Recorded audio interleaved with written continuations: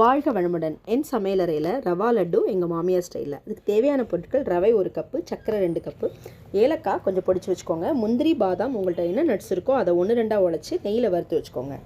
ரவையை நல்லா வாசனை வர வரைக்கும் வறுத்துட்டு அதை மிக்சியில் நல்லா பவுடர் பண்ணிக்கோங்க.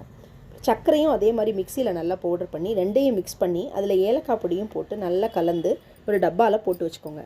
இப்போ இந்த மாவுலேருந்து 1 கப் மாவை ஒரு பிளேட்டில் போட்டு அதில் நம்ம வறுத்து வச்சுருக்கிற முந்திரி பாதாமை கொஞ்சம் தூவிக்கோங்க.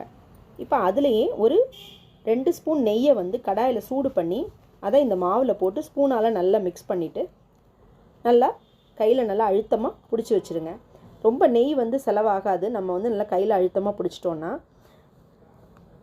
இப்போது சூப்பரான ரவா லட்டு ரெடி ஆகிடுச்சு.